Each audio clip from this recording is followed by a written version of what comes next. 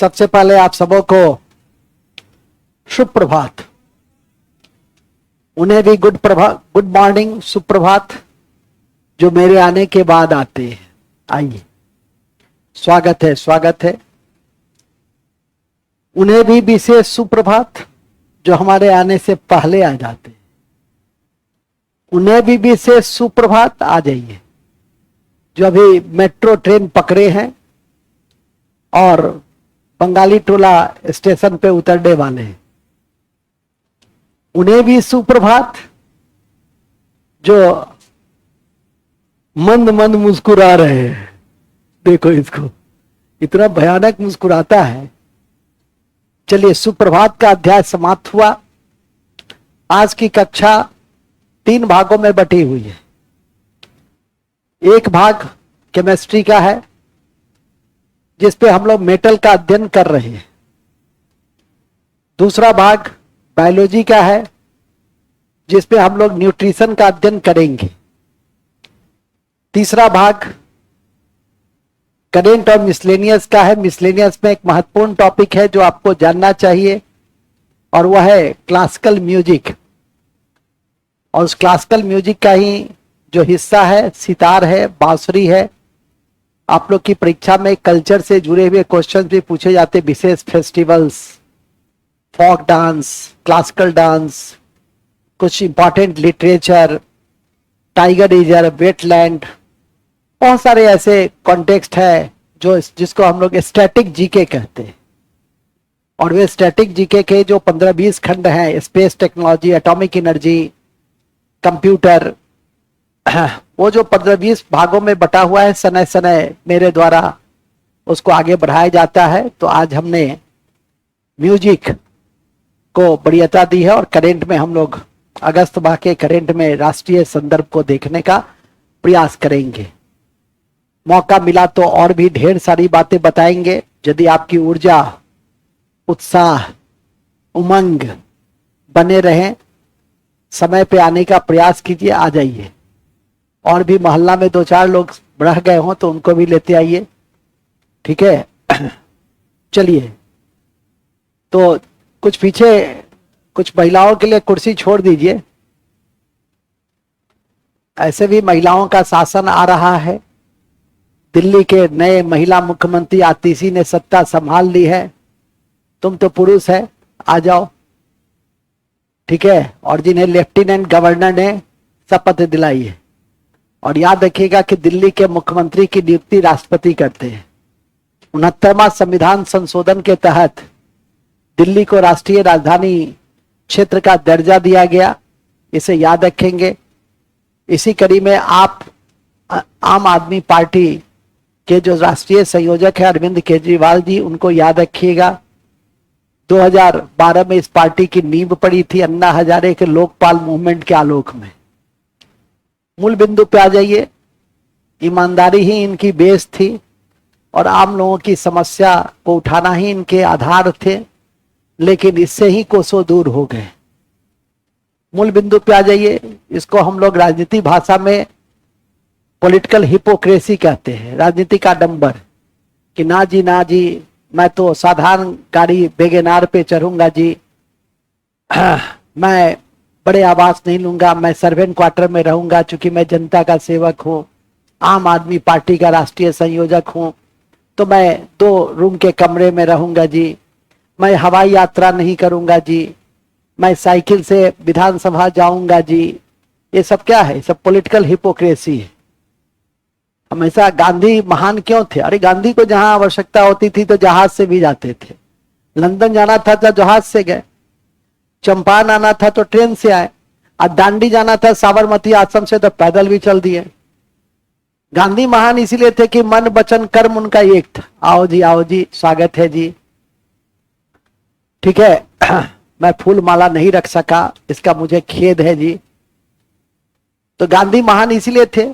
क्या ही नस राजपुताना से जब सेकेंड गोलमेज सम्मेलन में हिस्सा लेना था तो वो लंदन भी चले गए, जहाज से गए। और जब चंपारण सत्याग्रह, जहां वो महात्मा गांधी कहलाए, मोहनदास करमचंद गांधी की जगह वो महात्मा कहलाए, अब महात्मा की उपाधि उनको रविन्द्रनाथ टैगोर ने दिया। दोनों ने परस्पर एक दूसरे को सम्मान दिया। गांधी जी ने जहां उन्हें गुरुदेव कहा, वहीं गुरुदेव ने उन्हें महात्मा कहा। इस बात को भी याद रखेंगे, सुभाष चंद्र बोस ने गांधी जी को राष्ट्रपिता कहा था और जवाहरलाल नेहरू जी ने बापू कहा था। तो गांधी के ही मृत्यु पर आइंस्टीन ने एक बहुत महत्वपूर्ण स्टेटमेंट दिया था, महामानव की संज्ञा दी थी और कहा था कि आने वाला पीढ़ी सहसा यह विश्वास नहीं करेगा कि ये एक ऐसा महामानव थे जिसने लाठी के बल पर अंग्रेजों को देश से बाहर निकाला। तो यह अद्भुत था उनका जो सत्य हिंसा का जो सिद्धांत था और जो उन्होंने राष्ट्रीय आंदोलन में विभिन्न तकनीक अपनाई, भूख हड़ताल, धरना, प्रदर्शन, बहिष्कार, हड़ताल, इन सब के माध्यम से जो उन्होंने सार्वजनिक जीवन को ठप किया, सार्वजनिक प्रशासन के विरुद्ध में जो अपनी नीति बनाई, लोगों को सड़क तक उतारा, लोगों के मन में जो ब्रिटिश शासन का भय था उसको निकालने वाला यदि इस देश में कोई एक पहला शख्सियत था तो वो था महात्मा गांधी।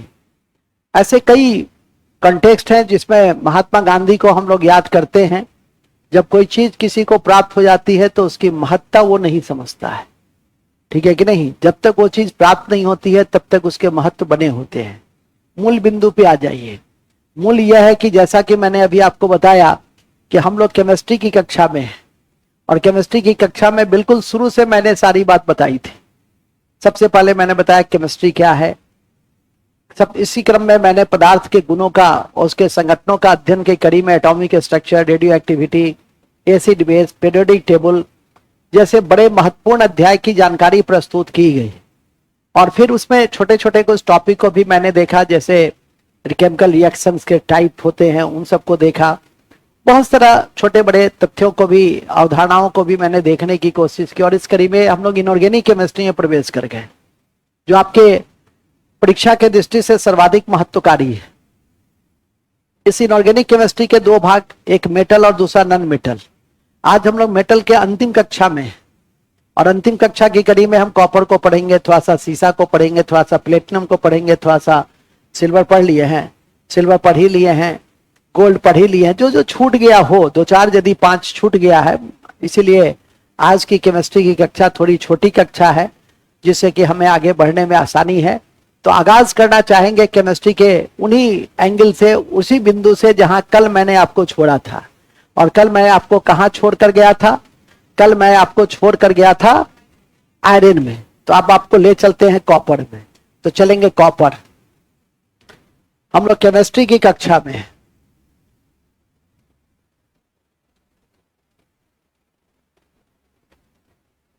और केमिस्ट्री में हम लोग देख रहे हैं इनऑर्गेनिक, और इनऑर्गेनिक में देख रहे हैं मेटल, और मेटल में देख रहे हैं कॉपर, कॉपर और एक्सेट्रा, कॉपर और एक्सेट्रा को देख रहे हैं। क्यों पंडित जी, क्यों उदास हैं? तुम इतना क्यों उदास हो? कोई गम है कि छुपा रहे हो? ठीक है कि नहीं? कैसा गम है आज?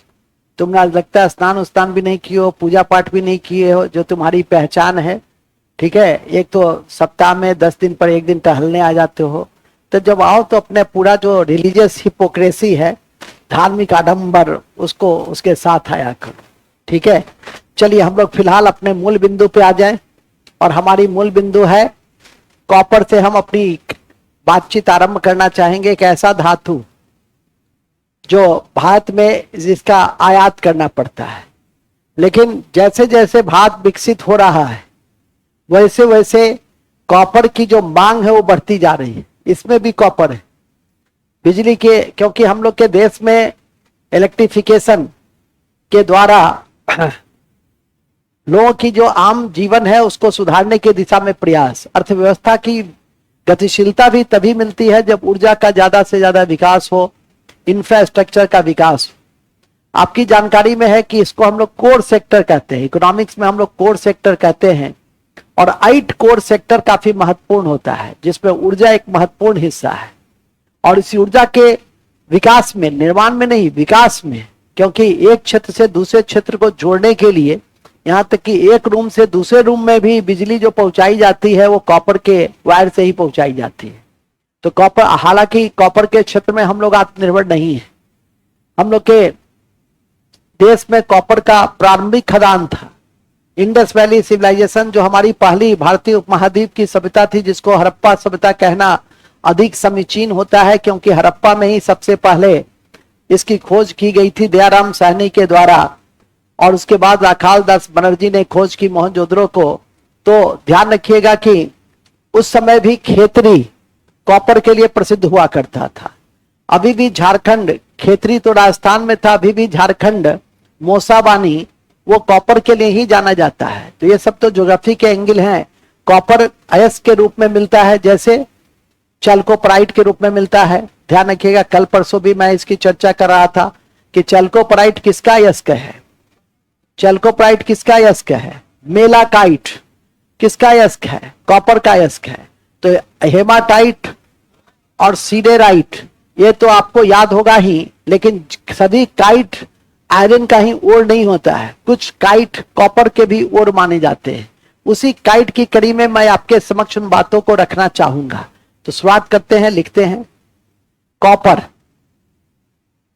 कॉपर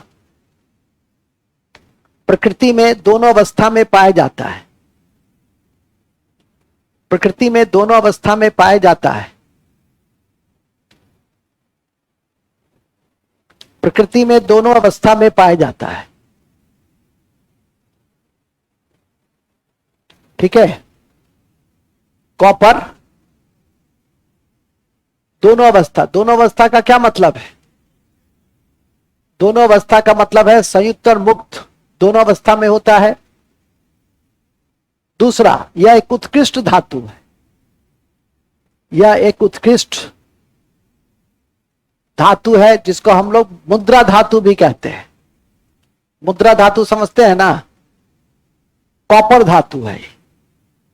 ठीक है, ये कैसा धातु है, ये कॉपर धातु है। ठीक है, मुद्रा धातु कॉपर, सिल्वर, गोल्ड है। क्वाइनेज मटेरियल इसको हम लोग कहते हैं, क्वाइन बनता है इससे। इससे क्या बनता है, क्वाइन, याद रखिएगा। और यह भी याद रखिएगा कि हम जब सभ्य हुए और सबसे पहले जिस धातु के साथ हमारा साक्षात्कार हुआ वो कॉपर ही था। मैंने कॉपर ने ही सबसे पहले हमको गुड मॉर्निंग कहा, ठीक है कि नहीं, किसने, कॉपर ने। और आज कॉपर को देख करके आप लोग मुंह अपना टेढ़ा कर लेते हैं। तो याद रखिएगा कि कॉपर प्रागैतिहासिक धातु है, सबसे पहले मनुष्य ने इसको उपयोग में लाया। तो लिखेंगे यह प्रागैतिहासिक धातु है,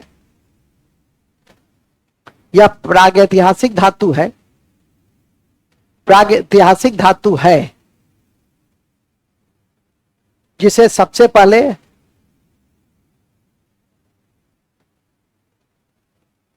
तुम्हारे जैसे मनुष्यों ने, अभी नहीं लिख दो तुम्हारे जैसे मनुष्यों ने, लिखो मनुष्यों ने प्रयोग में लाया। तो ये कैसा धातु है, ये प्रीहिस्टोरिक मेटल है, जिसने हमको सबसे पहले गुड मॉर्निंग कहा। ठीक है, नहीं, जब मैं प्रवेश करता हूं तो सबसे पहले लक्की जी हमको गुड मॉर्निंग कहते हैं। तो लक्की जी यहाँ के क्या है, कॉपर है। क्या है, कॉपर है। आप लोग क्या है, सीसा है, सोना है, प्लेटिनम है। क्योंकि जैसे जैसे आगे बढ़ेंगे, ठीक है, अभी यूरेनियम है, ये क्या है, ये विस्फोटक है, ये क्या है, यूरेनियम है। बात समझ गई, थोरियम भी इसको कह सकते हो। मूल बिंदु पे आ जाइए और याद रखिएगा यूरेनियम का अयस्क बड़ा इंपॉर्टेंट है, पहले पढ़ा चुके हैं, पिच ब्लेंड। और थोरियम का अयस्क मोनाजाइट, और मोनाजाइट के क्षेत्र में भारत को एकाधिकार है, यूरेनियम के क्षेत्र में भारत का एकाधिकार नहीं है। यूरेनियम का सबसे बड़ा देश कजाकिस्तान है। वेरी गुड, कुछ पढ़ती लिखती हो, अच्छे से पढ़ो लिखो, ठीक है कि नहीं, अच्छी से पढ़ो लिखोगी तो अच्छा विवाह दान भी हो जाएगा। ठीक है, तो अच्छा अच्छे कुर्सी पे जाओगी तो स्वाभाविक है कि अच्छे कुर्सी पे जा, तुमको भी कहते हैं अच्छा पद पे जाओगे तो विवाह दान भी अच्छे से हो जाएगा।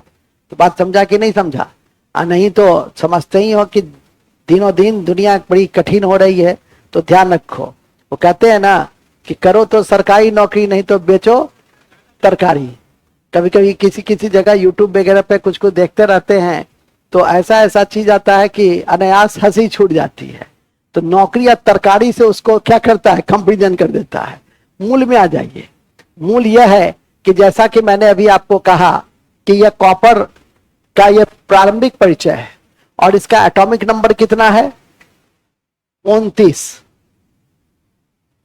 इतनी बेसिक बातें। अब इसको प्राप्त कैसे करते हैं, इसको प्राप्त करते हैं हम लोग पायराइट से, कॉपर पायराइट से।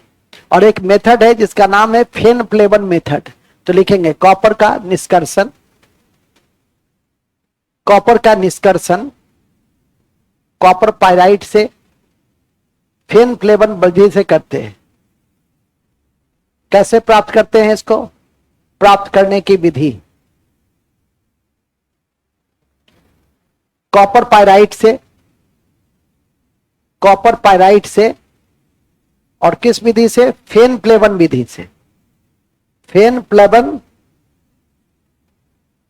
विधि से। ठीक है, फेन प्लेबन विधि से हम कॉपर निकालते हैं। ठीक है, याद रखिएगा। और जो अशुद्ध कॉपर होता है वो फफोलेदार होता है, तो इसको भी थोड़ा सा ध्यान रखिए। लिखना नहीं, हर चीजें लिखी नहीं जाती है, कुछ बातें सुनी भी जाती है ध्यान से।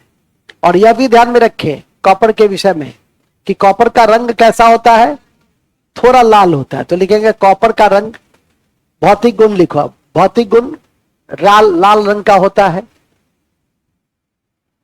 और ऊष्मा और विद्युत का सुचालक होता है, ऊष्मा और विद्युत का सुचालक होता है, ऊष्मा और विद्युत का सुचालक होता है। ठीक है, ऊष्मा और विद्युत का सुचालक होता है। इसका उपयोग विद्युत तार उपकरण, विद्युत तार उपकरण, विद्युत उपकरण और मिश्र धातु बनाने में करते हैं, और मिश्र धातु बनाने में करते हैं, मिश्र धातु बनाने में करते हैं, मिश्र धातु बनाने में करते हैं, मिश्र धातु बनाने में करते हैं। याद रखिएगा, कौन से धातु बनाने में करते हैं, मिश्र धातु।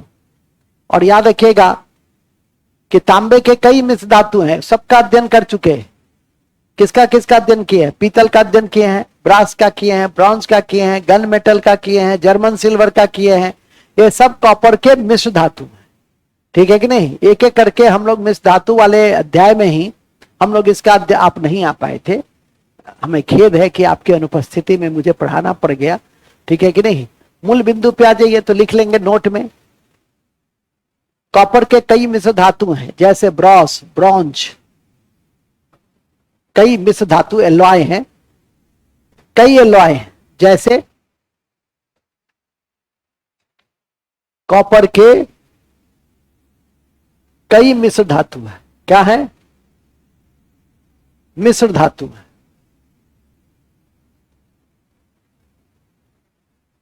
जैसे brass, bronze, German silver, German silver और गन मेटल, और गन मेटल। ये ब्रॉन्ज क्या है, कॉपर जिंक, ब्रॉन्ज है कॉपर टीन, और German silver copper zinc, copper zinc nickel, copper zinc nickel. लिख लो जल्दी से। Gun metal copper tin zinc, copper tin zinc. और आशा है कि इसको समझ रहे होंगे कि जो पहले है उसका प्रतिशत क्या है, अधिक। ये कॉपर के ऐसे लॉय हैं, मिश्र धातु हैं, जो परीक्षा में अक्सर हाँ पूछा जाता है। इस चारों को अच्छे से याद करके हमेशा रखना चाहिए। ये वेरी वेरी इंपॉर्टेंट। ये VBI है, ठीक है। अरे VVI तुम बाद में लिखना, पहले मूल बात लिखो ना। देखो ये पहले VVI लगा लिया और सब छोड़ दिया। क्या चीज है, तुम तो कुछ लिखा भी नहीं, केवल VVI लिखा। अद्भुत प्राणी है। ठीक है, क्या लिखे?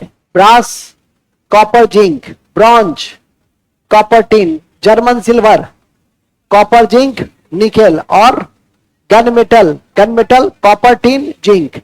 कौन से ऐसे दो सिल्वर हैं जिसमें सिल्वर लगे हैं लेकिन सिल्वर का प्रतिशत 0 है? जर्मन सिल्वर और क्विक सिल्वर किसे कहते हैं?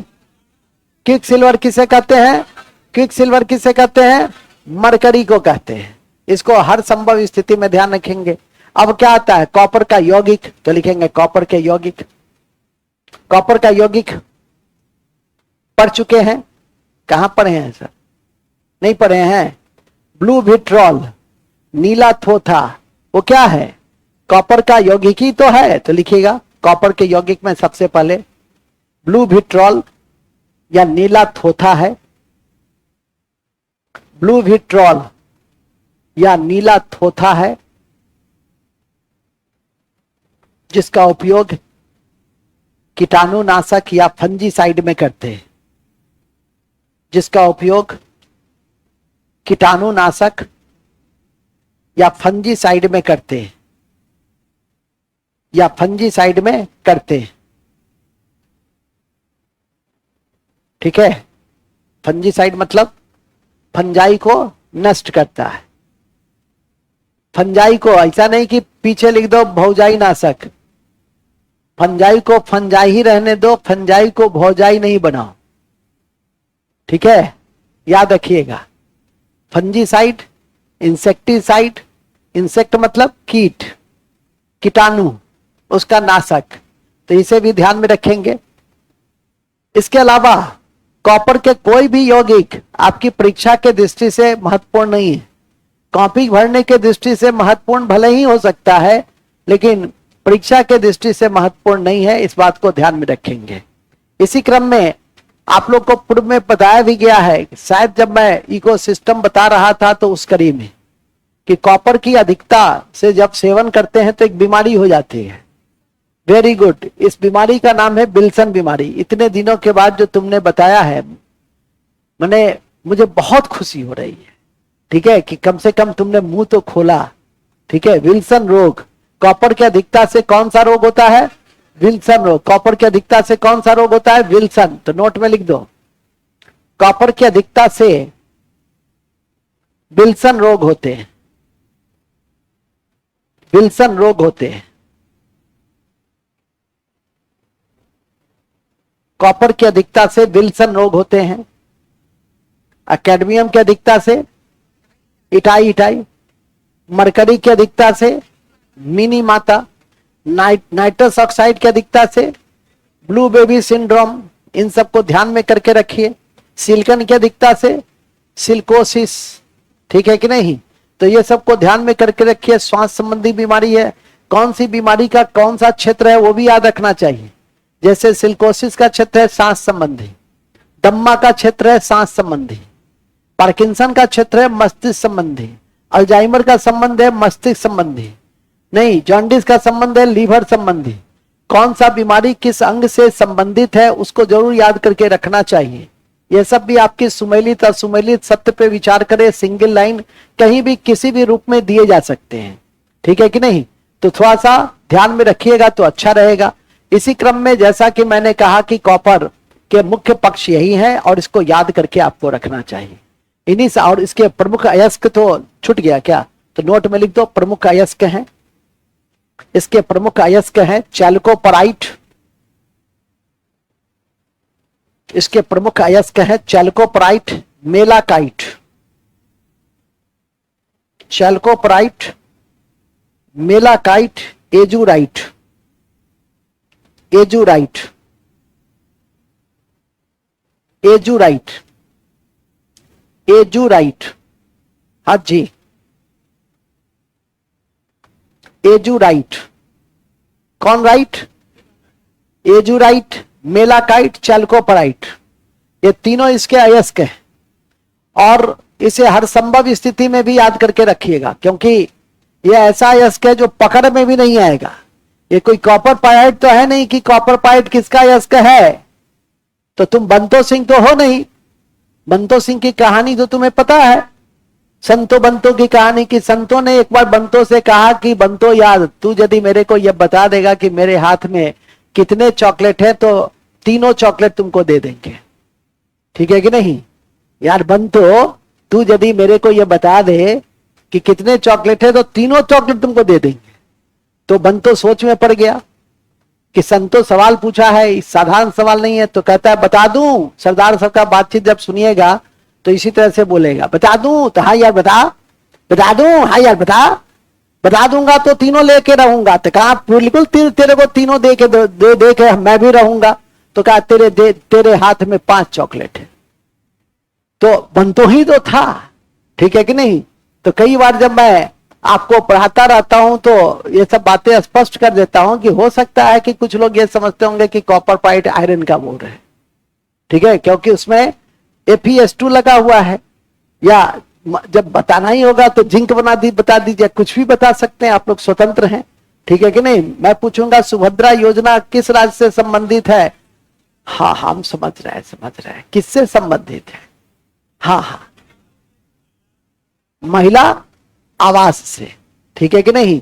इसलिए अभी महिला आवास पे जाकर प्रधानमंत्री जी ने चाय वाय भी पिया है वहां, ठीक है कि नहीं। तो थोड़ा सा इन सब चीजों को देखिए, ये नहीं कि सुभद्रा का संबंध किससे है तो बलराम से है, ठीक है।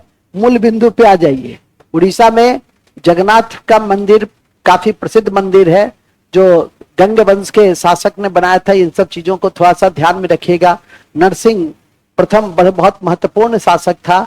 तो जो भी ऐसे भी हमारा जो कल्चरल हेरिटेज है, आप यदि वर्ल्ड हेरिटेज को भी ध्यान में रख लेते हैं तो आपका मिसलेनियस का कुछ पार्ट्स ऐसे ही तैयार हो जाता है। और समय समय पे मैं आपकी समीक्षा करता रहता हूँ, भेजता रहता हूँ। वो तो अब डिपेंड करता है आपके मस्तिष्क पर कि आप उसे कैसे ग्रहण करते हैं और कितने लंबे समय तक उसको बना के रखते हैं, ठीक है कि नहीं। हम बराबर कहते भी हैं कि यदि आप में क्षमता होती है तो बहुत जल्दी आप किसी बड़ी से बड़ी परीक्षा को पास कर लेते हैं, और यदि क्षमता कम रहती है, आप उस अनुरूप काम नहीं करते हैं, तो स्वाभाविक है कि आपको विलंब लगता ही है। सब कुछ आपके दृष्टिकोण पर निर्भर करता है, कमिटमेंट पर निर्भर करता है कि आपका कमिटमेंट अपने पढ़ाई के प्रति कैसा है, ठीक है कि नहीं। मूल बिंदु पे आ जाइए। मूल बिंदु यह है कि हम लोग अब कॉपर के बाद जिंक देख चुके थे। जिंक हो गया था ना, देखो तो जिंक हुआ है कि नहीं। चलो तो जिंक भी लिख लो। तो इसमें रोने की कोई बात नहीं है, मत रो, लिखेंगे जिंक। जिंक जिंक याद रखिए, जिंक यह संयुक्त अवस्था में पाया जाता है कैलामाइन के रूप में। कैलामाइन के रूप में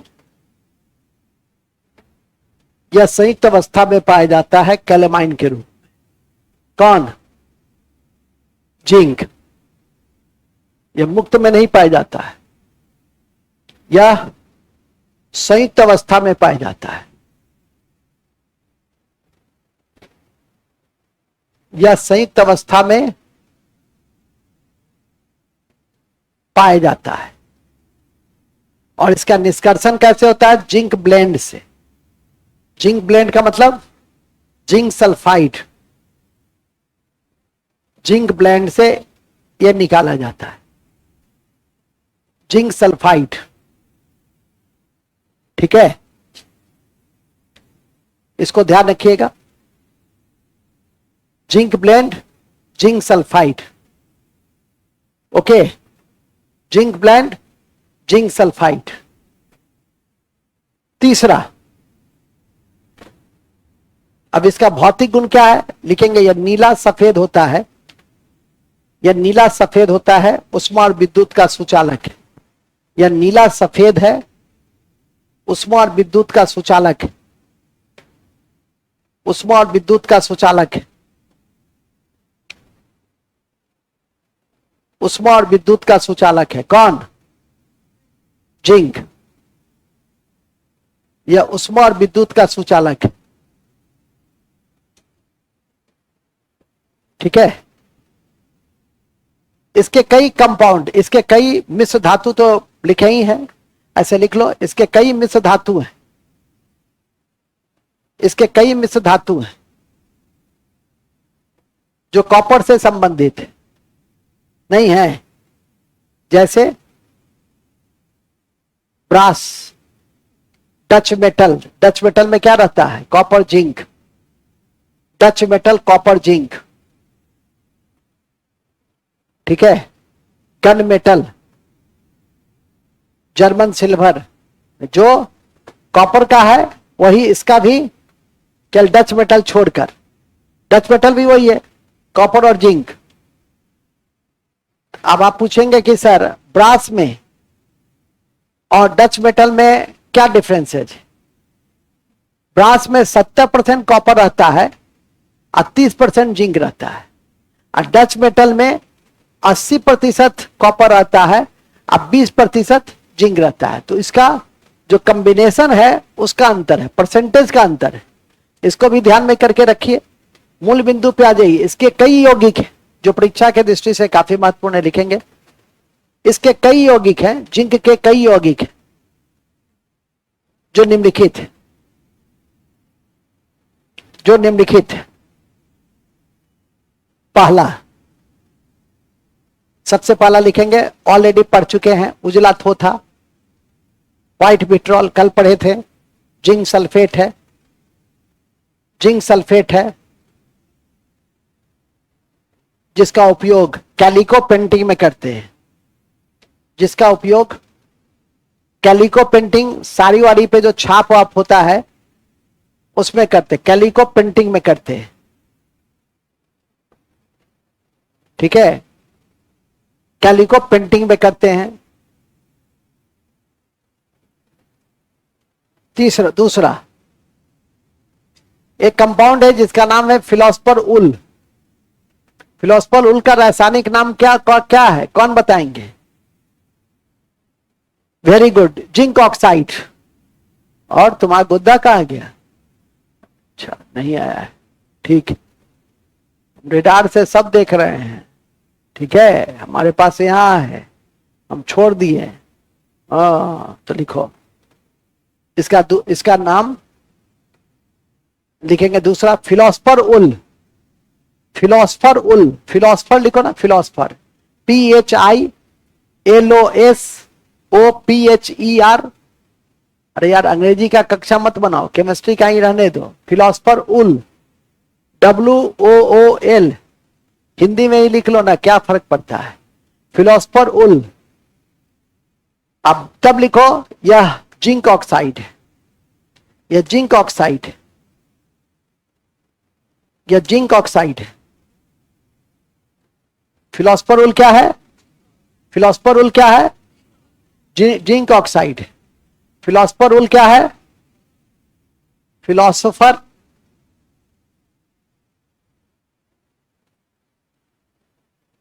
ये क्या है? ये जिंक ऑक्साइड। इसको ध्यान करके रख लो, काफी है। इसका आता है एक लिथोफोन होता है, एक यौगिक के भी है लिथोफोन।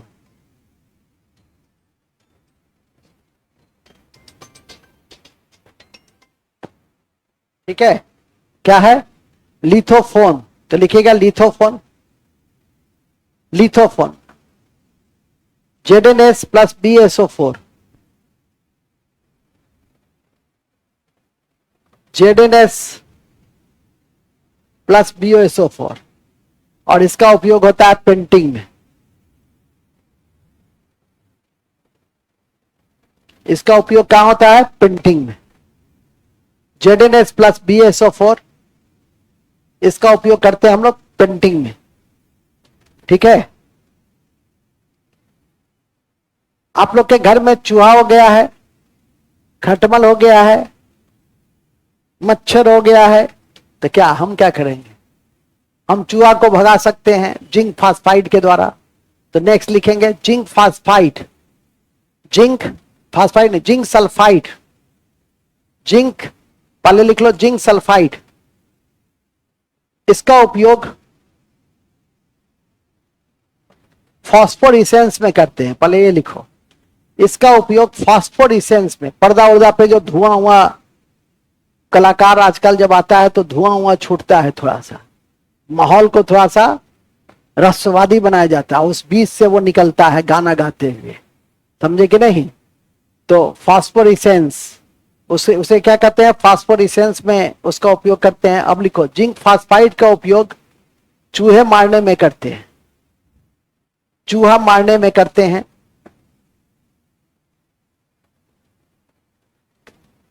चूहा मारने में करते हैं, जिंक फास्फाइड का उपयोग चूहा मारने में। ये नहीं कहना कि सर चूहा तो हम लोग क्या कहते हैं उसको जी, चूहादानी से भी कर लेते हैं, ठीक है, बायो कंट्रोल तरीका तो वही है, लेकिन उससे तो मरता नहीं है। कई चूहा बहुत तेज होता है, रोटी भी खा लेता है और भाग भी जाता है। एक दिन तो एक ऐसा मोटा चूहा मेरे यहाँ पकड़ाया कि वो चूहादानी लेकर ही भाग गया, ठीक है, मतलब वो इतना लंबा चौड़ा होगा कि समझो कि चूहेदानी को लेकर भाग गया। तो एक से आजकल चूहा सब भी बहुत उसको कहते हैं ना, मिथिला में कहते हैं ढीठ, तो ढीठ हो गया है। इसी क्रम में जब लड़की में कीड़ा लग जाता है, लड़की में नहीं, अरे लकड़ी में जब कीड़ा लग जाता है तो उसमें भी एक कंपाउंड का उपयोग करते हैं, जिंक सल्फाइड का करते हैं, हाँ जिंक क्लोराइड का। तो लिखेंगे अति महत्वपूर्ण है कि लकड़ी में कीड़े से बचाने के लिए, लकड़ी में कीड़े से बचाने के लिए जिंक क्लोराइड का उपयोग करते हैं। किसका उपयोग करते हैं? जिंक क्लोराइड का, जिंक क्लोराइड का उपयोग करते हैं, ठीक है। किसमें? जिंक क्लोराइड का उपयोग करते हैं लकड़ी कीड़ा को, लकड़ी में कीड़ा बचाने, होता है ना। ओके, पहले लकड़ी का बेंच होता था, अभी भी होता है स्कूल में, जिसमें खटमल उटमल होता है। पहले लकड़ी का ही कुर्सी, हालांकि आज भी सबसे अच्छी कुर्सी यदि कहिए तो लकड़ी का ही कुर्सी होता है, जिससे कि आप लंबे काल तक, आपको कार्यालय वगैरह में बैठना है तो उसमें आपका पीठ सही रहेगा। क्योंकि आजकल तो लग्जरियस टाइप का भी कुर्सी सब आ गया है। मूल बिंदु पे आ जाइए, ठीक है कि नहीं। मूल बिंदु यह है कि यह 3-4 कंपाउंड है जिसको याद करके रखना है। जिंक फास्फाइड कहां उपयोग करते हैं? जिंक फास्फाइड का बताओ, चूहा मारने में। जिंक क्लोराइड का, और जिंक क्लोराइड का, और लिथोफोन का, लिथोफोन का फॉर्मूला बोलो, मतलब ZnS प्लस BSO4, ठीक है, कुछ याद किया है तो इस तरह से कॉपर और जिंक खत्म हो गया। कॉपर और जिंक के बाद चांदी हो गया था। चलो, चांदी के बाद आपका क्या क्या होगा? प्लेटिनम लिख लो, 2 लाइन का। प्लेटिनम आज खत्म कर देना है धातु को। प्लेटिनम,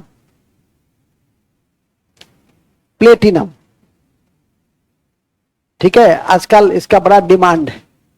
एक समय लोग सोना का हार पहनते थे, हीरा का हार पहने तो बाप रे। सतीश प्रसाद सिंह 3 दिन के लिए बिहार के मुख्यमंत्री बने। उनका बेटा का शादी हुआ तो किसी ने उनको हीरे का हार दिया, तो मीडिया में आया कि मुख्यमंत्री के बेटा की शादी में हीरे का हार। तो वो साहब तो ऐसे ही लोग हीरा पहनते हैं, ठीक है कि नहीं। अब आ गया प्लेटिनम। अब लोग हीरा भी पहनना अपने शान शौकत के खिलाफ मानते हैं, ठीक है कि नहीं। अब क्या पहनते हैं? प्लेटिनम। इसको उजला सोना कहते हैं। इसको क्या कहते हैं? तो लिखेंगे इसे उजला सोना कहते हैं, इसे उजला सोना कहते हैं। और एडम उत्प्रेरक के रूप में इसे जाना जाता है, और एडम उत्प्रेरक के रूप में जाना जाता है। एडम उत्प्रेरक के रूप में, एडम कैटलिस्ट के रूप में, एडम कैटलिस्ट के रूप में इसे जाना जाता है। किसको? प्लेटिनम को। तो प्लेटिनम को किस रूप में जानते हैं? प्लेटिनम, उजला सोना। कौन सा सोना? उजला सोना। और ये है क्या? ये एडम कैटलिस्ट। आप लोग को बताए थे कि कैटलिस्ट रेट ऑफ रिएक्शन को या तो बढ़ा देता है या कम कर देता है, ठीक है कि नहीं, या उदासीन कर देता है। तो कैटलिस्ट तीनों काम करता है। हाइड्रोजन ऑक्सीजन अलग अलग है, लेकिन हाइड्रोजन ऑक्सीजन में प्लेटिनम कैटलिस्ट की उपस्थिति में हाइड्रोजन ऑक्सीजन क्या हो गया? वाटर बना दिया, ठीक है कि नहीं। और उससे भी ज्यादा महत्वपूर्ण है कि एडम उत्प्रेरक के रूप में किस धातु का इस्तेमाल करते हैं। जब आ जाएगा तो आपके लिए बेहोशी के अलावा और कोई उपाय नहीं बचेगा। तो इसलिए याद करके रखिए कि प्लेटिनम एडम उत्प्रेरक, platinum platinum platinum platinum Adam उत्प्रेरक, इतना याद रह जाए, जय जय है। आगे लिखो, फिर लिखिएगा इसका उपयोग कहां करते हैं? इसका उपयोग तो अभी बताई कहां करते हैं, आभूषण में। तो क्या लिखने की बात है? इसका उपयोग हम लोग कुछ कलम देखते होंगे 2 लाख का, ठीक है कि नहीं। तो कलम जो 2 लाख का होता है, वो 2 लाख का क्या है? प्लेटिनम का उपयोग होता है। उसका जो नींव है वो प्लेटिनम का बना होता है। नहीं, कुछ चश्मा जाइएगा। मैं बहुत पहले अपने एक सीनियर ऑफिसर के साथ पहले लोग बेटा की शादी में हमको फ्लाइट से भी ले जाते थे। मैं जब कुमारा था उस समय, उसके पहले हम 10-20 शादी करा चुके थे। और मिथिला बेगम में तो कहा जाता है कि एक शादी कराने से 1.25 लाख गाय के बराबर जो दान होता है उसके बराबर। तो समझो हम कितना दान पुण्य पहले ही कमा लिए हैं, ठीक है कि नहीं। वो तो लक्ष्य खोल करके हम फंसे हुए हैं कि हम सामाजिक दृष्टि से बेकार हो गए हैं। समाज का एक पक्ष में हम ठीक है, लेकिन सामाजिक दृष्टि से जो होता है एक बहुत सारे बिंदु पे, तो पहले ही कह देते हैं कि मेरे पास समय नहीं है, बात ही खत्म हो जाती है, ठीक है कि नहीं। खैर, मूल में आइए तो पहले जाते थे तो ग्रेटर कैलाश में गए एक बार मार्केटिंग करने अपने एक सीनियर ऑफिसर के साथ, बड़े मित्रवत थे। कहे झा जी चलिए एक तो चश्मा थोड़ा अच्छा वाला ले लेते हैं। हम कहे जी सर चला जाए, हम भी लेंगे थोड़ा सा सर, हम तो 1000-1500 का पहनते, चलिए देखते हैं सर। वहां गए तो स्टार्ट ही हुआ 1.5 लाख से, ठीक है कि नहीं। 1.5 लाख से स्टार्ट ही था, 7.5 लाख तक का था। इसके बाद अब हम लोग का इतना खातिरवाड़ी शुरू कर दिया। ऐसे दुकानों में 1-2 लोग हमेशा जाते, हमेशा तो भीड़ लगी रही रहती है। अब हम लोग का ऐसा खातिरवाड़ी शुरू किया, कॉफी पिला रहा है, चाय पिला रहा है, ठंडा पिला रहा है, और हम लोग एक एक करके ग्रहण भी करते जा रहे हैं। अब सवाल यह था कि निकले कैसे, ठीक है कि नहीं। फिर खूब प्रशंसा की, नहीं फिर कहे कि सर ज्यादा दाम भी नहीं है, 4 लाख 5 लाख का है। देखो अंदर से तो डरे हुए थे कि जेब में 4-5 हजार रुपया था, कह रहे हैं कि ज्यादा दाम भी नहीं है, क्योंकि निकलना भी था पतली गली से बाहर, ठीक है कि नहीं। फिर प्रशंसा करके फिर उसका नंबर लेकर बड़ा स्मार्टली फिर हम लोग बाहर निकले। बाहर निकल के ठंडी सांस समझ के आगे कि नहीं आगे तो होता है। तो आज तो उसमें क्या था, उस चश्मे में भी क्या था? प्लेटिनम था, ठीक है कि नहीं। उस चश्मा में, अब मेरा चश्मा मत देखो, तुम सोच रहा होगा कि यही ग्रेटर कैलाश का चश्मा है, ठीक है कि नहीं। तो ध्यान रखना। तो हम कोई भी चीज पहनावा और हवा हम बहुत सस्ता करते हैं। 1000-1500 का चश्मा, 200-300 का घड़ी, 1000-1200 का जूता, 1000 का पैंट, 200-400 का शर्ट, मतलब सब कुछ एकदम साधारणपन। हाँ ठीक है कि गर्मी नहीं लगना चाहिए, स्किन के लिए ठीक रहना चाहिए, इतना ध्यान रखना चाहिए। मूल बिंदु पे आ जाओ, ठीक है कि नहीं। इससे तो तुम्हारे से सस्ता है मेरा। आगे लिखो, कहां थे हम लोग जी? क्या उपयोग करते हैं? आभूषण और फाउंटेन पेन की नींव बनाने में। तो वो जो कलम है 1.5 लाख का, उसमें क्या रहता है? प्लेटिनम रहता है, ठीक है कि नहीं। तो चलो नेक्स्ट हो गया। सोना, सोना हो गया है। सोना, सोना, सोना लिखे, सोना, सोना, सोना, सोना, सोना। ये दोनों अवस्था में होता है, ये दोनों अवस्था में होता है, ये दोनों अवस्था में होता है। सोना किस अवस्था में रहता है? दोनों अवस्था में रहता है। सोना का प्रतीक चिन्ह क्या है? गोल्ड। और सोना दोनों अवस्था में होता है। किस अवस्था में होता है? दोनों अवस्था में होता है। और क्वार्ट्ज के रूप में पाया जाता है। ये किस रूप में पाया जाता है? क्वार्ट्ज के रूप में। देखेंगे यह क्वार्ट्ज के रूप में पाया जाता है।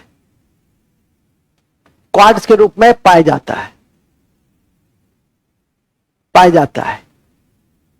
ठीक है। और आपकी जानकारी में है कि हम लोग सोना में मुख्य उत्पादक नहीं, पूरे देश में, पूरे विश्व का 25% उपभोक्ता हम हैं।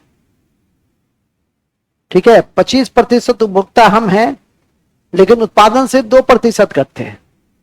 माने हम लोग के यहां सोना को लेकर कितना ज्यादा कंज्यूमरिज्म है उसको समझ सकते हैं, विशेषकर महिलाओं में। ठीक है, सोना उसके लिए भावनात्मक वस्तु है। ठीक है कि नहीं? मूल बिंदु पे आइए। चीन, ऑस्ट्रेलिया, दक्षिण अफ्रीका, ये सब आपके सोना के मुख्य उत्पादक देशों में से एक है। याद रखिएगा फिलहाल कि इसको लिखना नहीं है कि सबसे बड़ा उपभोक्ता हमारा कौन है? हम है, भारत। हमारी कुछ खान भी बड़ी इंपॉर्टेंट है सोना की, जैसे कोलार की खान। कोलार की खान किस लिए जानी जाती है? सोना के लिए जानी जाती है, उसको जरूर ध्यान में करके रखिएगा। ठीक है कि नहीं? बिट्स बाट्सबर्ग का क्षेत्र है अफ्रीका में, ये सब सोना का मुख्य क्षेत्रों में से आता है। ट्रांसवाल का क्षेत्र है, ये सब सोना के मुख्य क्षेत्रों में से आते हैं। हमारे यहाँ बिहार में एक अभी अनुमान के अनुसार 2-3 साल पहले कहा गया कि जमुई में सबसे अधिक सोना है। तो जमुई में सबसे अधिक सोना के भंडार का अनुमान का पता चला है। और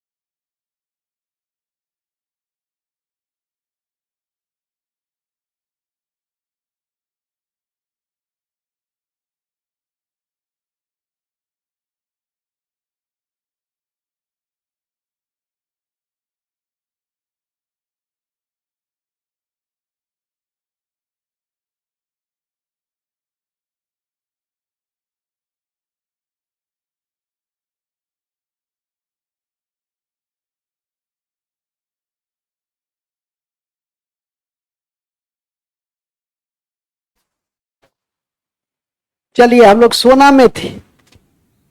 ठीक है। हाँ, ऐसा नहीं कि सोना एक कर्मक क्रिया है। हिंदी पढ़ते हैं ना, दौड़ना एक सकर्मक क्रिया है। यहाँ पे सकर्मक का कर्मक नहीं बता रहे हैं। यहाँ सोना मतलब गोल्ड है। ठीक है कि नहीं? हाँ, मूल बिंदु पे आ जाइए। हो सकता है तुम भी किसी का सोना होगे। ठीक है, मूल बिंदु पे आ जाइए। तो सोना माता जी भी कहती है कि नहीं अपने बेटा को, उस बेटा को जिससे उनके सपने जुड़े होते हैं और जिनकी उनकी महत्वाकांक्षा जुड़ी होती हैं। ठीक है, आकांक्षाएं जुड़ी होती हैं, तो उसको सोना बेटा कहा जाता है। बात समझा? जैसे तुम तो लाल बाबू है, तुम सोना थोड़े होगा, तुम लाल बाबू।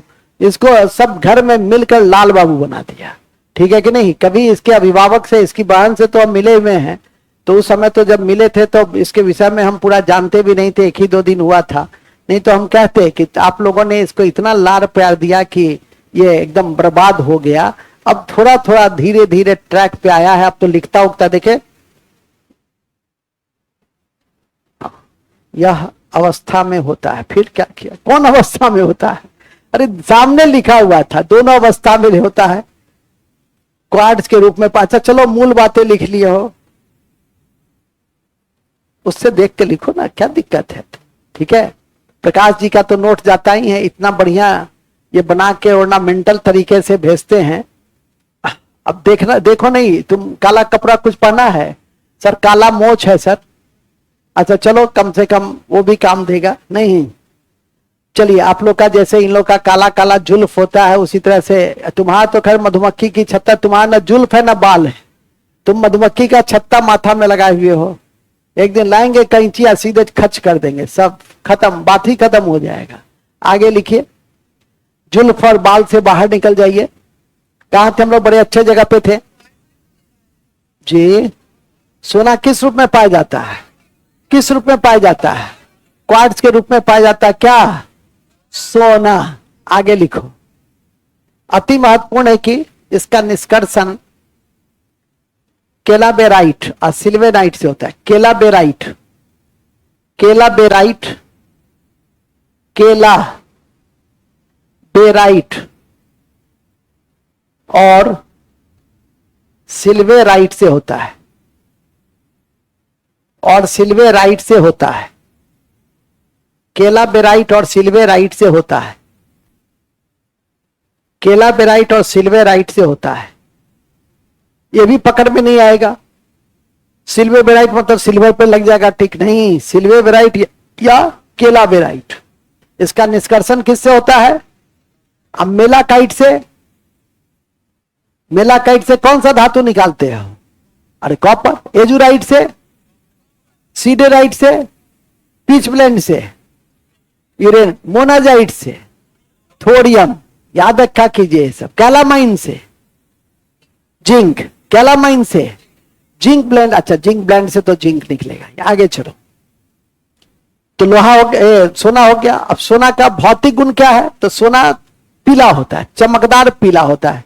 तो लिखिए, लिखने की जरूरत है नहीं, फिर भी लिखेंगे। सोना, सोना, सोना सबसे पीला है और सबसे आघात सहन करने की क्षमता वाला धातु है, और सबसे अधिक आघात क्षमता, आघात वर्ध धातु है। आघात वर्ध धातु है। उष्मा और विद्युत का सुचालक है। उष्मा और विद्युत का सुचालक है। इसका शुद्धिकरण किससे करते हैं?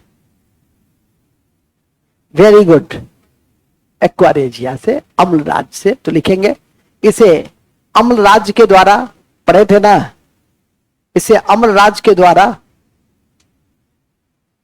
इसे अम्लराज के द्वारा शुद्ध किया जाता है। इसे अम्लराज के द्वारा शुद्ध किया जाता है। ओके, आप लोग की जानकारी में दे दें कि सोना आभूषण के रूप में डायरेक्ट कन्वर्ट नहीं हो जाता है। सोना को पहले कठोर बनाया जाता है, और उस कठोरता के लिए उसमें थोड़ा सा क्या मिलाते हैं? तांबा। इसीलिए आभूषण का जो सोना होता है, ऐसे सोने की शुद्धता 24 कैरेट होती है, लेकिन सोना से आभूषण जो बनाते हैं वो 22 कैरेट से बनाते हैं, क्योंकि 2 कैरेट जब तक हम उसमें तांबा नहीं मिलाएंगे तब तक वो आभूषण के रूप में इच्छित आकार में वो ले ही नहीं पाएगा। यह और बात है कि वो सोनार जो होते हैं सो वो 22 के जगह 18 का प्रयोग कर ले, अधिक से अधिक तांबा मिला दे, दाम आपसे 22 का ले ले। ऐसा होता भी है। पुराना कहावत भी है कि सोना सुनार का और लोहा लुहार का। मूल बिंदु पे आ जाइए। इसलिए सोना होना में ज्यादा निवेश उवेश नहीं करना चाहिए। मूल बिंदु पे आ जाइए। मूल बिंदु यह है कि जो मैंने अभी आपको जानकारी में दिया उसको याद करके रखिए कि सोना किससे निष्कर्षित होता है। सोना सबसे आघातवर्ध धातु है जो उष्मा और विद्युत का सुचालक है। सोना का उपयोग करके क्या कीजिएगा? सोना का उपयोग है आभूषण बनाने में। महंगा धातु है, स्वाभाविक है कि और हजारों वर्षों से सोना के प्रति भारतीय महिलाओं की आसक्ति है। अभी बताए भी कि 2% ही हम उत्पादन करते हैं, लेकिन 25% पूरे विश्व का सोना हमारे कानों में सजा होता है, हमारे गले का हार बनता है, ठीक है कि नहीं?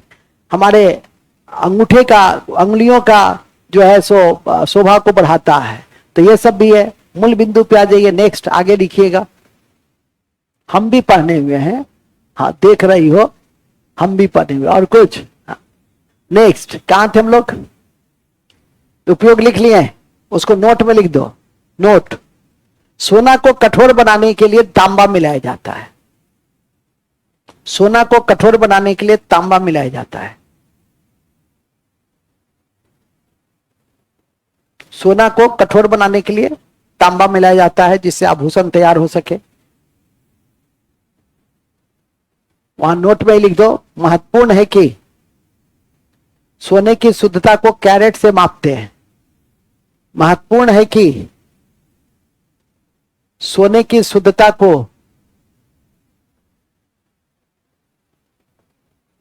महत्वपूर्ण है कि सोने की शुद्धता को कैरेट से मापते हैं।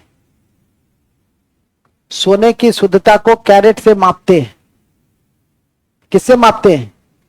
कैरेट से मापते हैं। सोने की शुद्धता को कैरेट से मापते हैं और 100% शुद्ध सोना 24 कैरेट है और 100% शुद्ध सोना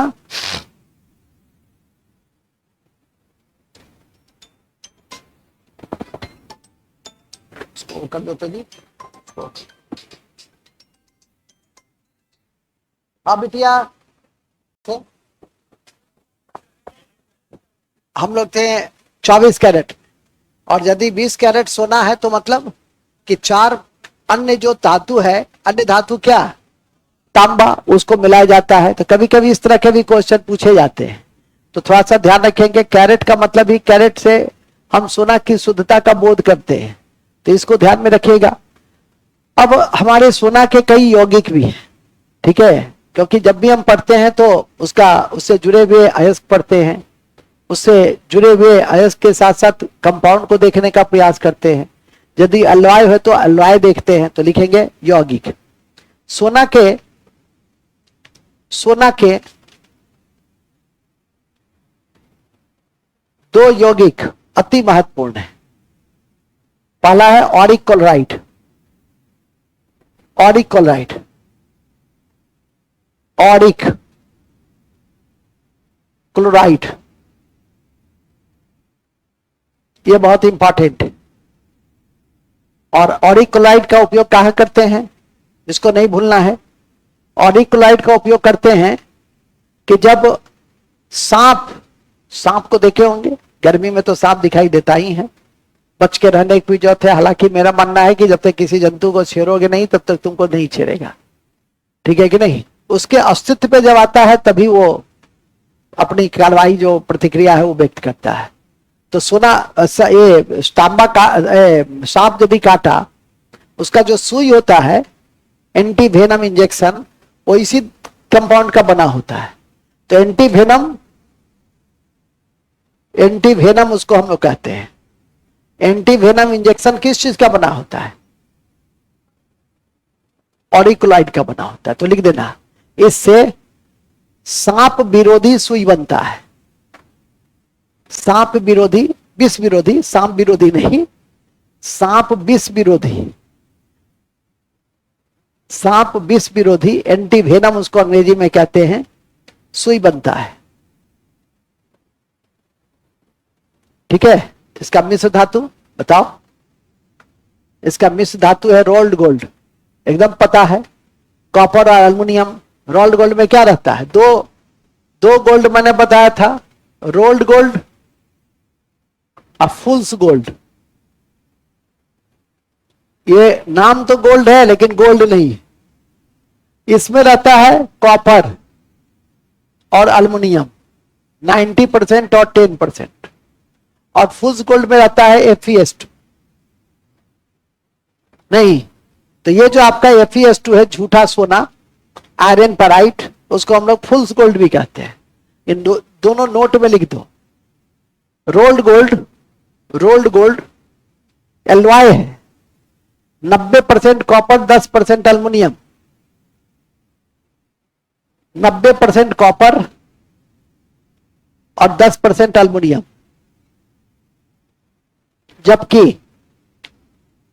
जबकि झूठा सोना फुल्स गोल्ड, जबकि झूठा सोना फुल्स गोल्ड या बेवकूफों का सोना आयरन पैराइट को कहते हैं। आयरन पैराइट को कहते हैं। आयरन पेराइट को कहते हैं। किसको कहते हैं? आयरन पेराइट को कहते हैं। हर संभव स्थिति में इसको याद करके रखिएगा, कहीं कोई कठिनाई नहीं आएगी। इन्हीं शब्दों के साथ हमारी आज की यह जितने भी महत्वपूर्ण मेटल्स थे जो आपको अयस्क, एलॉय, कंपाउंड, उपयोगिता, इस एंगल से जो पढ़ना था वो समाप्त हो गया। जब भी कोई चैप्टर समाप्त होता है तो हम लोग क्या पढ़ते हैं? हम लोग बूस्टर फैक्ट पढ़ते हैं। तो लिखेंगे बूस्टर फैक्ट। बूस्टर फैक्ट, सबसे पहला बूस्टर फैक्ट लिखेंगे। सबसे पहला बूस्टर फैक्ट लिखेंगे, लेड एसीटेट को, लेड एसीटेट को, लेड एसीटेट को इनऑर्गेनिक शुगर के नाम से जानते हैं। इनऑर्गेनिक शुगर के नाम से जानते हैं। लेड एसीटेट को इनऑर्गेनिक शुगर के नाम से जानते हैं। ठीक है। बुलेट, बुलेट समझते हैं क्या होता है? गोली। गोली बनाने में लेड और आर्सेनिक, आर्सेनिक मिश्र धातु का उपयोग किया जाता है। लिखेंगे गोली बनाने में, गोली बनाने में, गोली बनाने में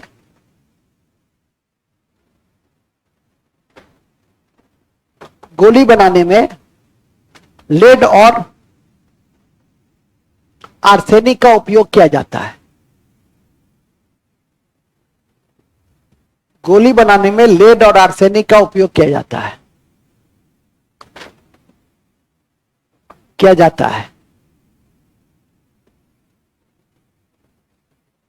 इसके बाद tetraethyl lead, tetraethyl lead, tell,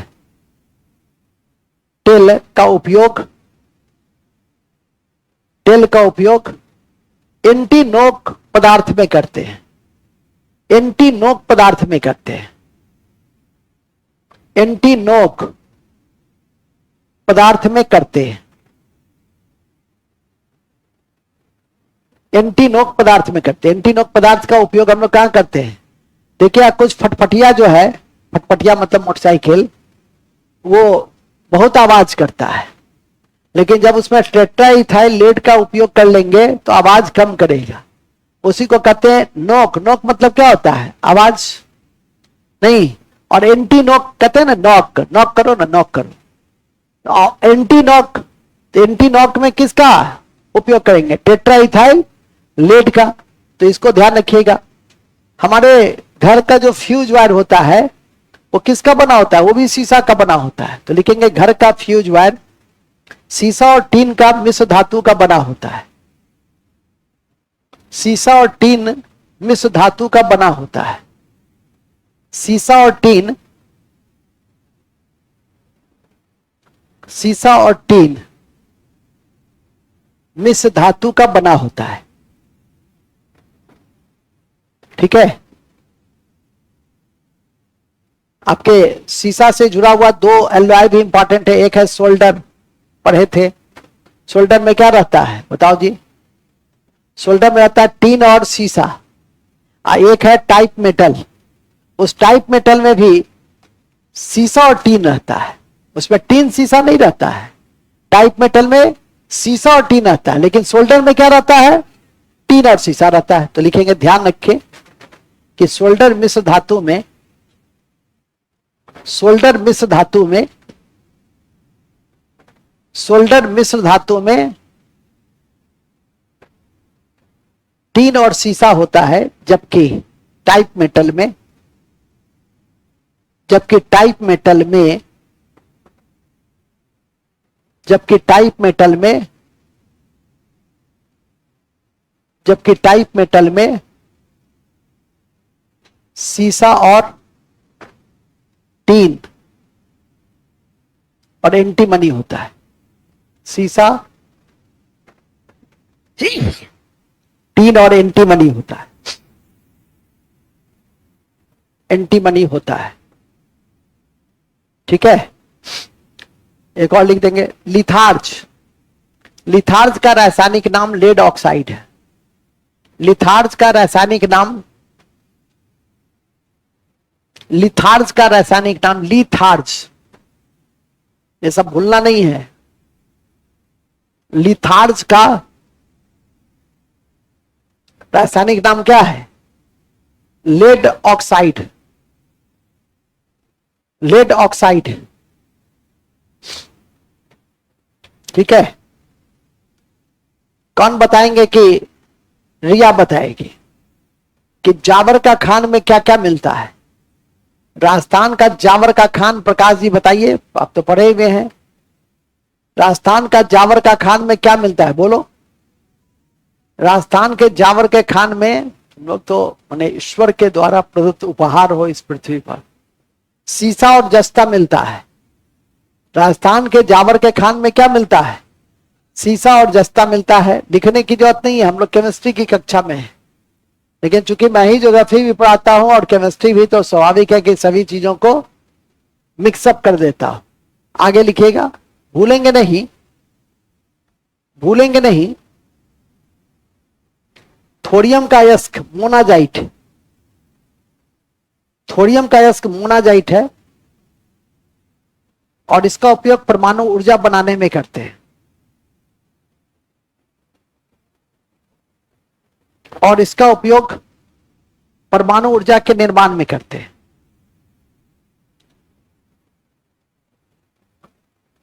peach blend,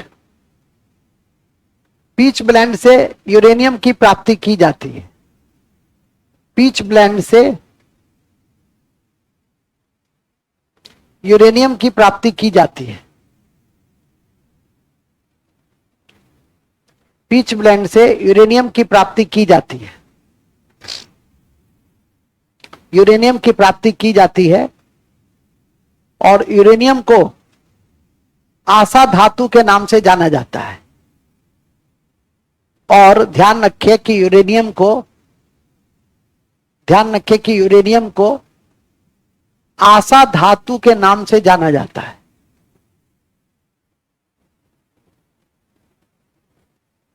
आशा धातु के नाम से जाना जाता है। ठीक है, यूरेनियम को आशा धातु के नाम से जाना जाता है, अंडरलाइन कर देंगे। और प्रकृति में यूरेनियम की कौन सा जो आइसोटोप्स है वो ज्यादा मिलती है?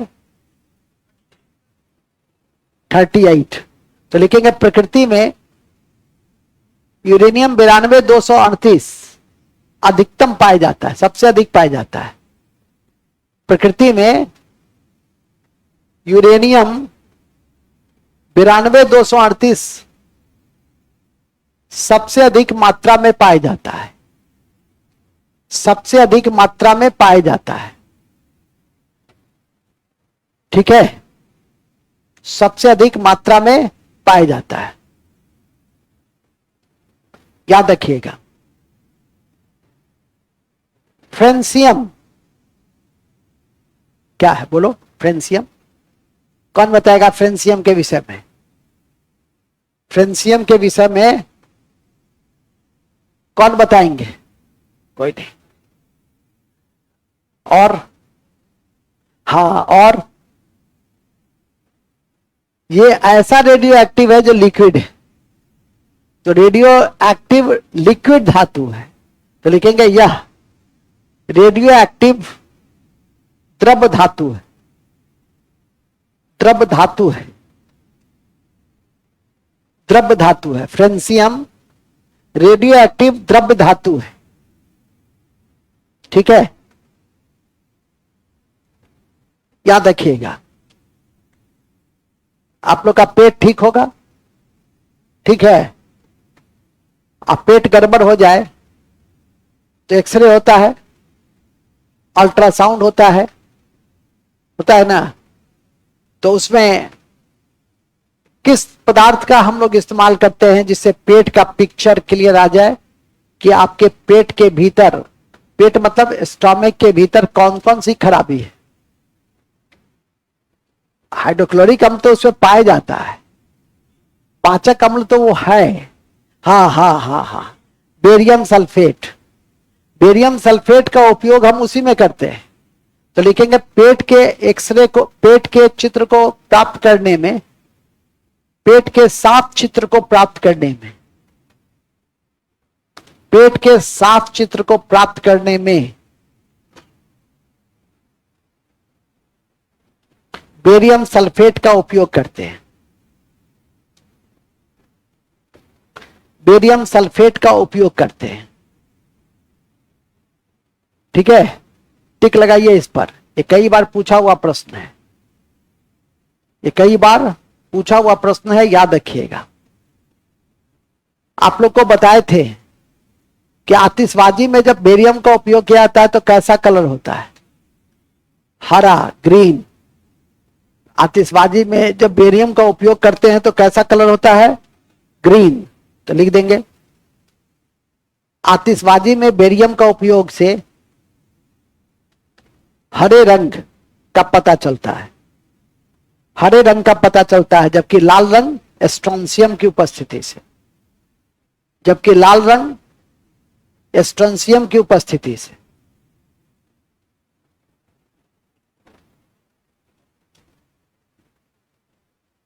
चांदी, देखो चांदी, सोना,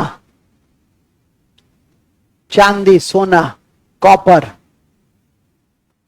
प्लेटिनम,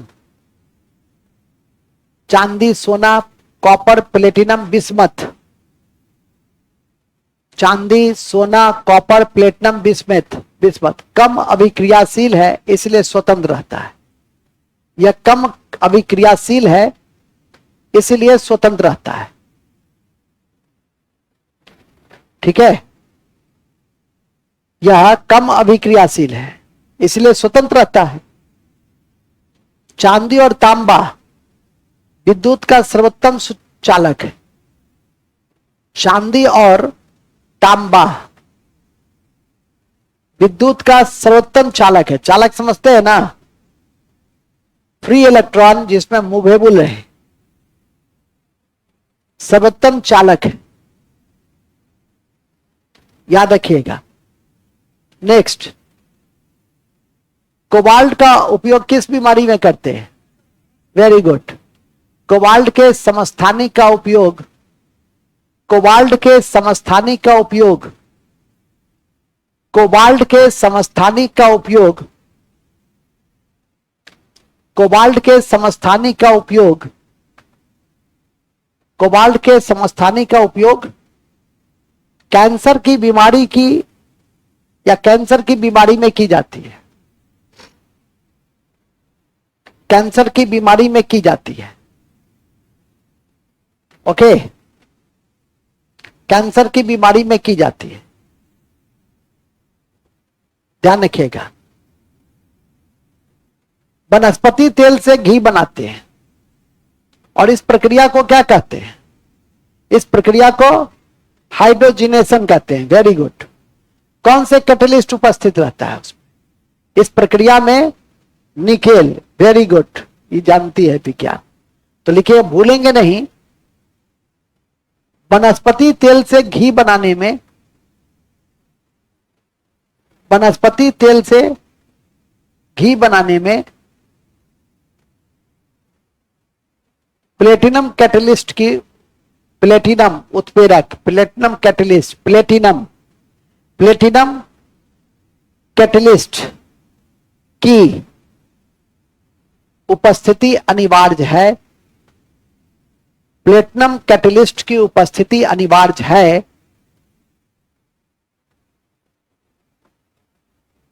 प्लेटिनम कैटलिस्ट की उपस्थिति अनिवार्य है।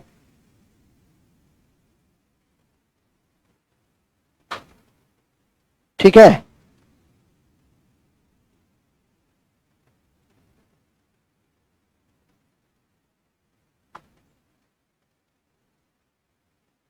ठीक है, प्लेटिनम कैटलिस्ट की उपस्थिति अनिवार्य है। इस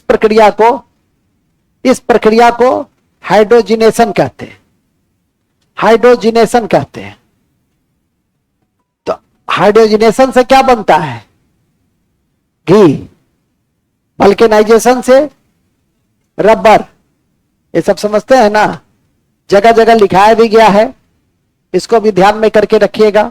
नेक्स्ट, भूलेंगे नहीं कि टाइटेनियम एक रणनीतिक धातु है। टाइटेनियम एक रणनीतिक धातु है। टाइटेनियम एक रणनीतिक धातु है। आप लोगों ने एपीजे कलाम का नाम सुना होगा और उनकी एक किताब भी थी, अग्नि की उड़ान, मेरी दृष्टि 2020, विकसित भारत।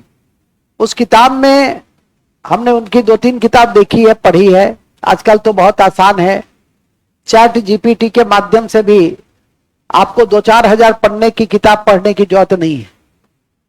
आप यदि कोई किताब बहुत मोटी है तो उसका जिस्ट को भी लिख दीजिए 2000 शब्दों में एक्सप्लेन, तो पूरा चैट जीपीटी कुछ ही पल में आपको उस किताब का क्या करेगा, जिस्ट बता देगा। और उस जिस्ट के माध्यम से आप उस किताब के संपूर्ण एसेंस को समझ सकते हैं।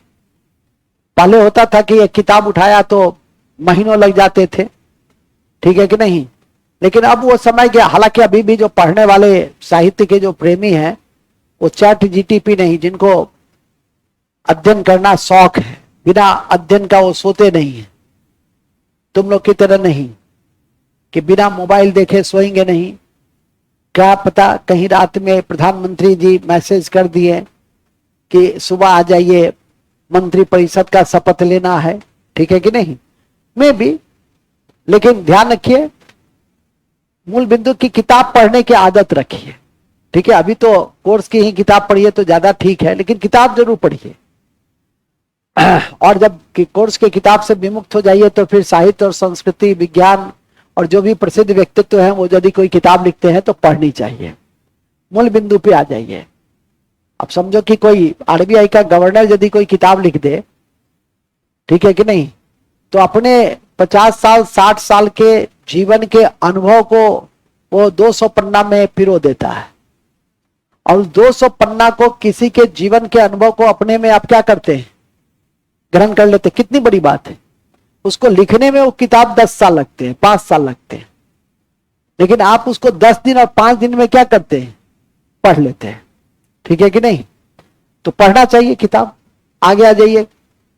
आजकल किताबों की बिक्री, आजकल अंतर्राष्ट्रीय बुक फेयर होता है और अब तो पटना में वगैरह में लगता है, इसी महीने में लगता है, नवंबर दिसंबर जाने के दिनों में। कहीं भी ट्रेड फेयर, कहीं भी बुक फेयर लगे तो 2-4 किताब खरीदिए। किताब जीवित रहेगी, सभ्यता संस्कृति जीवित रहेगी, तभी आप जीवित रहिएगा, ठीक है कि नहीं। उसमें 100, 200, 400 रुपए निवेश कीजिए जिससे कि वो पब्लिकेशन हाउस भी चले। मूल बिंदु पे आ जाइए। मूल बिंदु यह है कि जैसा कि मैंने अभी आपको संज्ञान में दिया कि रणनीतिक धातु के रूप में उसमें बड़ी प्रशंसा किया गया है। मेरी दृष्टि 2020 पुस्तक में एपीजे कलाम ने टाइटेनियम के ऊपर, भारत सरकार को चाहिए कि टाइटेनियम के लिए अलग से नीति बनाए, प्रयास करे, जिससे कि रणनीतिक क्षेत्र में हम और ज्यादा आत्मनिर्भर हो सके। आज देखते हो, आज हम लोग स्वदेशी माध्यम से अपने डिफेंस टेक्नोलॉजी को विकसित कर रहे हैं। हमारा डिफेंस टेक्नोलॉजी में कई ऐसे चीज थे कि वो विकसित देशों के पास कोडिंग था। हम लोग जो कंप्यूटर में भी हमारा जो हार्डवेयर है, वो हार्डवेयर का हम लोग निर्माण नहीं करते हैं, क्योंकि हार्डवेयर के निर्माण में पूंजी की जरूरत होती है। टेक्नोलॉजी तो भारत के पास कंप्यूटर के क्षेत्र में काफी अच्छा है, सॉफ्टवेयर में तो हम सुपर पावर है, लेकिन जहां पूंजी लगने की जरूरत है वहां पर हम पीछे छूट गए हैं। चाइना हमसे आगे है। इसलिए किसी भी टूल्स का यदि हम प्रयोग कर रहे हैं तो ऐसा तो नहीं कि वो चाइना तक पहुंच रहा है, ठीक है कि नहीं। एक साधारण ईवीएम में तो इतना थुक्का फजीयत हुआ, प्रॉब्लम बढ़ा, इलेक्शन कमीशन तक उसको आइडेंटिफाई किया कि इसको हैक किया जा सकता है कि नहीं किया जा सकता है, ठीक है कि नहीं। और तब जाकर, अब जाकर, हालांकि ऐसे भी भारतीय राजनीति में एक बड़ा दोषपूर्ण पक्ष है कि जीत गए तो ईवीएम की जय हो, हार गए तो ईवीएम पे अपना सारा क्या करो, प्रहार कर डालो कि ईवीएम के कारण हार गए, ठीक है। मूल बिंदु पे आ जाइए। लेकिन एक अच्छी मेथोडोलॉजी है, जैसा कि मैं मानता हूं कि पहले हम लोग का समाज और अमेरिका के समाज में अंतर है। आप अमेरिका के तर्कों के आधार पर भारत को आगे नहीं बढ़ा सकते। हम लोग के समाज में बूथ कैप्चरिंग होती थी, बूथ लुप्टिस होती थी, ठीक है कि नहीं।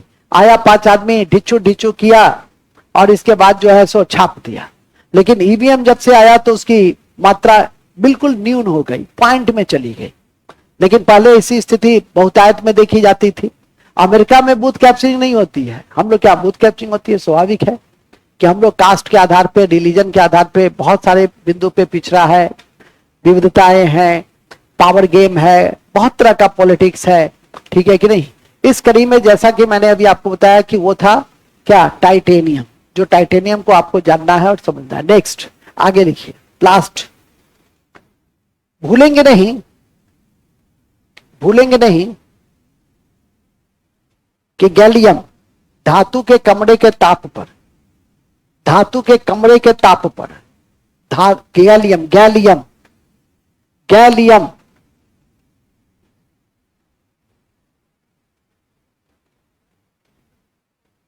गैलियम गैलियम धातु के कमरे के ताप पर द्रव्य, धातु के कमरे के ताप पर गैलियम, ऐसा तो नहीं कि रेडियम लिख लिए, गैलियम,